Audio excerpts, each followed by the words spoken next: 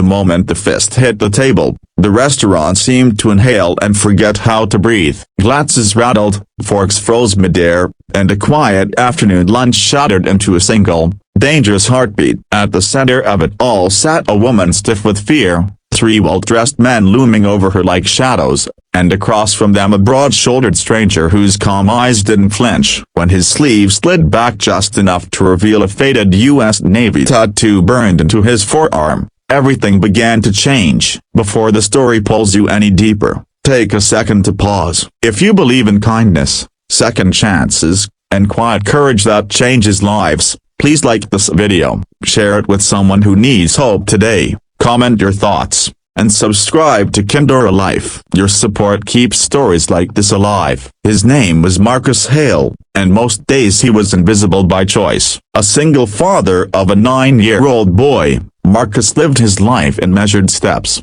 careful not to draw attention, careful not to let the past bleed into the present. That afternoon, sunlight poured through tall windows of the downtown restaurant, warming polished floors and white tablecloths. Marcus had taken a rare day off from the construction site to celebrate his son Owen's perfect spelling test score. Owen was in the restroom, and Marcus was sipping water, enjoying the simple peace of daytime normalcy, when he noticed the tension a few tables away. The woman's name, he would later learn, was Alara Finch. She wore a white blouse and the expression of someone trying to disappear without moving. The men around her were loud, confident, the kind of arrogance that fed on public silence. Their hands rested on her shoulders as if claiming ownership, their laughter sharp and careless. People noticed, but people looked away. Marcus felt the old instinct rise in his chest, the one he had buried the day he came home from the Navy with more ghosts than memories. He told himself to stay seated. He told himself Owen needed him safe,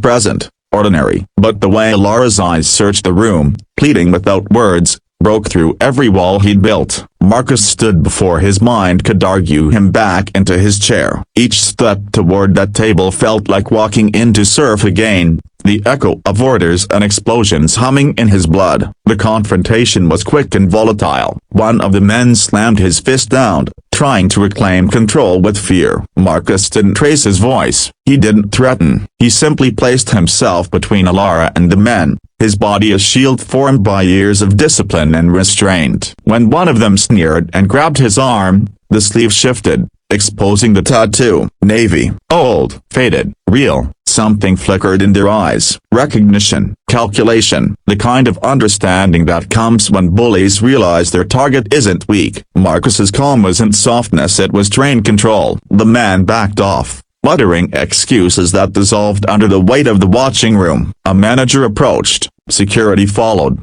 and just like that, the danger retreated, leaving behind shaken air and pounding hearts. Alara trembled as she stood, embarrassment and relief colliding in her chest. Marcus didn't wait for thanks. He turned back to his table just as Owen returned, chattering about hand dryers and mirrors. To his son, Marcus was just Dad, the man who cut sandwiches diagonally and never missed a bedtime story. But Alara watched him with awe, seeing the weight he carried so quietly. Later, as sunlight softened into afternoon gold, Alara found Marcus near the entrance. She spoke with gratitude etched into every line of her face, explaining she'd recently moved to the city after leaving an abusive engagement, still learning how to stand alone in public spaces without fear. Marcus listened, not as a hero, but as someone who understood rebuilding from wreckage. He shared, gently, that the Navy had taught him how to face storms, but his son had taught him why. Days passed, but the moment lingered for both of them. Marcus returned to work,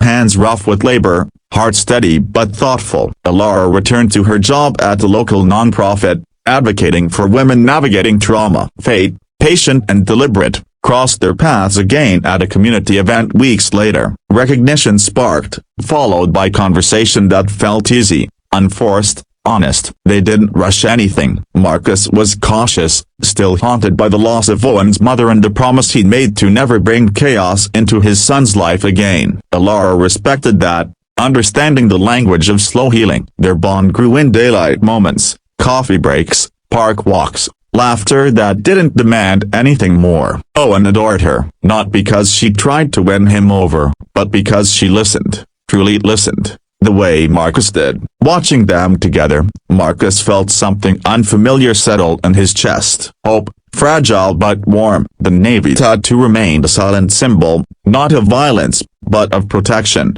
sacrifice, and restraint. It reminded Marcus that strength wasn't about fists on tables, but about standing up when silence was easier. It reminded Delara that safety could exist again, even in crowded rooms. And it reminded everyone who witnessed that moment that courage doesn't always announce itself. Sometimes it simply steps forward. Just before this story ends, we have a special request for you. Please comment the word courage if you believe one brave moment can change a life. As months turned into seasons, Marcus and Delara built something careful and real, not perfect, not painless, but grounded in respect and trust. One afternoon, back in the same restaurant, sunlight filled the room once more. Laughter replaced tension. Owen talked excitedly about his future dreams, and Marcus realized that the day he stood up for a stranger had quietly rewritten his own story. If this story touched your heart, if it reminded you that kindness still matters and courage still lives in ordinary people, please like, comment, and share this video. Your engagement helps stories like this reach others who need to believe again. Thank you for being part of Kindora Life, where every second chance begins with one brave step forward.